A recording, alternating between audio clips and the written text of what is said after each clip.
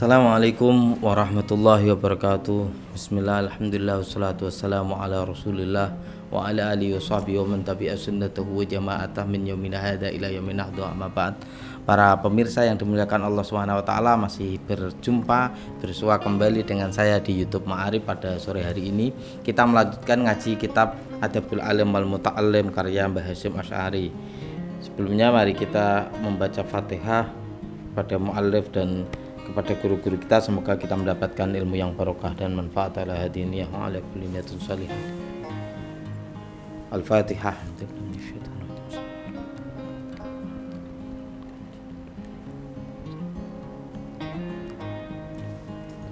Bismillahirrahmanirrahim. Qala al-muallif rahimahullahu taala wa nafa'ana bi wa bil ilmi fid dharain amin. Pada ngaji kita sore hari ini kita sudah sampai di bab 2, Al-Babus Tsani fi Adabil Muta'allimi fi Nafsihi. Bab yang kedua ini menjelaskan terkait adab-adabnya, akhlak-akhlaknya, tata keramanya pelajar terhadap dirinya sendiri. Wa fihi asyratu anwa'in minal adab. Di sini terkait dengan tata krama pelajar ini Mbah Hasyim Asy'ari menyebutkan ada 10 tata krama, ada 10 adab yang harus dimiliki oleh seorang pelajar, oleh seorang peserta didik, siswa. Ini harus disampaikan guru-guru, lebih-lebih guru-guru ma'arif ini menyampaikannya kepada murid-muridnya sebelum mereka belajar. Ada adab-adabnya, tata keramanya 10 ini yang disebutkan di kitabnya Mbah Hasyim. Yang pertama adalah al-awwalu ayyutahhira qalbahu min kulli gishin wa tanasin wa gillin wa hasadin wa su'i aqidatin wa khuluqin. Hendaknya pelajar itu mensucikan hatinya dari segala sesuatu yang mempunyai unsur kotoran, rasa dendam, hasud, keyakinan yang jelek, budi pekerti yang jelek dan tidak baik gitu. Ya, supaya apa? Liyasluha bidzalika liqabulil ilmi wa hifdhihi wal ittila'i ala taqaiqi ma'anihi wal fahmi ligawamidihi. Supaya kalau sudah bersih hatinya, supaya dia mudah menerima ilmu, menghafalkannya, menerima makna-maknanya atau meninjau makna ilmu tersebut dan memaknai atau memahami makna yang tersirat dari ilmu tersebut. Jadi syarat yang pertama yang harus dimiliki oleh seorang penuntut ilmu, seorang pelajar, siswa, peserta didik atau mahasiswa adalah mensucikan hatinya terlebih dahulu dari hal-hal atau sifat-sifat kotoran hati itu, hasud, dengki, iri dan lain-lain itu harus kita hilangkan semua. Agar apa? Agar mudah menerima ilmu. Agar mudah, karena ilmu itu nurun, ilmu adalah cahaya yang bisa masuk ke hati orang-orang yang suci, yang bersih hatinya. Yang kedua, asani ayyuhsinan niyata fi talabil ilmi bi ayyaqsida bihi wajhallahi azza wa jalla wal amala bihi. Ini niat-niat. Yang kedua adalah membaguskan niatnya, memperbaiki niat dalam mencari ilmu. Jadi mencari ilmu yang kemarin hari sebelumnya sudah saya terangkan harus ikhlas lillahi ta'ala. Niat yang pertama adalah lillahi ta'ala wal amala bihi, dan mampu berniat untuk mau mengamalkannya. Ketika dia belajar, niat nanti saya amalkan. Setelah itu benar-benar diamalkan. Terus niat untuk ihya syariah. Ini niat-niat orang yang mencari ilmu hendaknya ini. Jadi niat lillahi ta'ala, niat mengamalkan, niat menghidupkan syariat, ya kan, niat menghilangkan kebodohan, niat tanwiri qalbihi, ya, menerangi hati, wa tahliya tabatinihi, menghiasi batinnya, wa taqarrub ilallah, mendekatkan diri kepada Allah.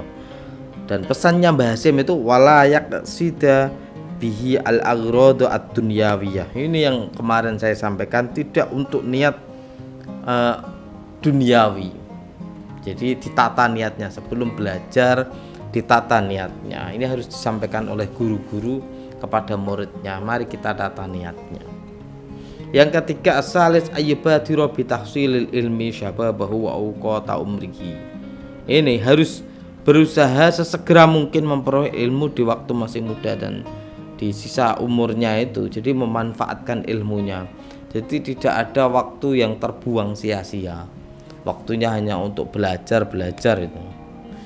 Kalaupun masih kecil butuh main ya sekedarnya ya hiburan sekilas setelah lama belajar hiburan, tapi setelah itu memang lebih banyak harus lebih dominan ilmunya, memanfaatkan waktu sebaik-baiknya.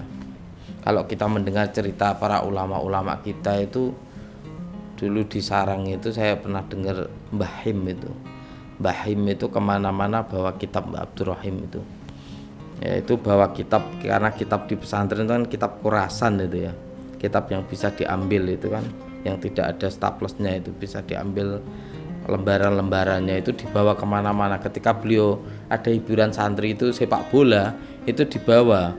Kalau istirahat di sela-sela sepak bola istirahat itu beliau buka kitabnya lagi ya. Dulu saya waktu mondok di Jakarta juga gitu, itu didikan dari guru-guru kami itu juga gitu, kemana-mana itu bawa kitab kecil, kalau kayak Alfiyah, Nadom Zubat itu di saku. Di sela-sela kegiatan kita itu kadang ya sambil ngafalin, sambil deres, yang hafal Quran itu benar-benar memanfaatkan waktunya. Kalau sampai terlewatkan dengan sia-sia sangat menyesal. Yang keempat adalah harus menerima apa adanya, qanaah bahasanya. Yang keempat itu qanaah, dengan qanaah dan sabar menerima apa yang sedang dimiliki atau dijalani pada waktu itu. Ketika belajar itu intinya tirakat lah, bahasa Jawa itu tirakatan. Jadi jangan enak-enakan pelajar itu ya, santri siswa pelajar secara didik enak-enakan itu jangan. Ya memperbanyak tirakat. Kalau pesantren kita di Nahdlatul Ulama itu kan santri diajari dengan tirakat ya, makannya seadanya, tidak uang saku itu berlebih-lebihan gitu. Kalau pesan kiai-kiai saya dulu itu, ciri-ciri orang yang nanti jadi orang besar, orang alim itu ketika mondok itu serba kekurangan. Biasanya itu kebanyakan kalau pas mondok itu kekurangan, itu jadi orang besar, orang alim. Tapi kalau di pondok serba kecukupan, iya uangnya banyak, terus jajan hambur-hamburan, kakan jajan, kakan beli ini itu gak fokus ngaji nih, gak fokus belajarnya itu. Jadi ketika mondok kok serba kesulitan, susah, itu wajar. Dulu Imam Syafi'i juga gitu. Imam Syafi'i itu ketika belajar itu nggak kuat beli buku, itu ngasak kertas di depan kantor pemerintahan. Itu ada sisa-sisa potongan kertas yang dibuang di sampah, itu diambil beliau, dikumpulkan yang masih bersih, dimanfaatkan untuk nulis. Itu Imam Syafi'i. Bahkan beliau itu mau ngaji kitab Muwatta'nya Imam Malik itu ketika masih di Mekah, belum ketemu Imam Malik, karena sudah dengar bahwa Imam Malik punya kitab itu, beliau sangat senang. Tapi mau beli nggak punya uang, itu akhirnya apa? Pinjem temennya, kitab itu dipinjam selama sekitar 15 hari, dibaca, itu hafal Imam Syafi'i.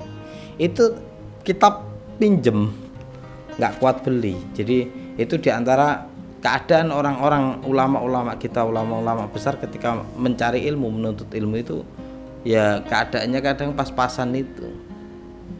Dan itu cerita guru saya, itu cirinya kalau akan jadi orang besar, orang alim ya di situ. Yang kelima, adabnya adalah ayyuqassima awqata lailihi wa naharihi. Membagi waktunya siang dan malamnya itu harusnya seorang pelajar itu terorganisir. Berangkat ke sekolahnya, berangkat belajarnya jam berapa, nanti pulang jam berapa, setelah itu apa yang dikerjakan, malam itu belajar, itu dan lain-lain itu harus terkondisikan, terjadwalkan dengan baik, tertata dengan baik. Jadi termanage, ada manajemen waktunya itu sangat tertata, rapi. Itu adab-adab yang harus dimiliki oleh seorang pelajar, harusnya kayak gitu. Itu 5, baru 5 ini. Ada 10 etika atau tata krama yang harus dimiliki oleh seorang pelajar. Besok kita lanjutkan di hari berikutnya, semoga ada barokah manfaatnya. Akhirul kalam, wallahul muwaffiq ila aqwamit thoriq. Assalamualaikum warahmatullahi wabarakatuh.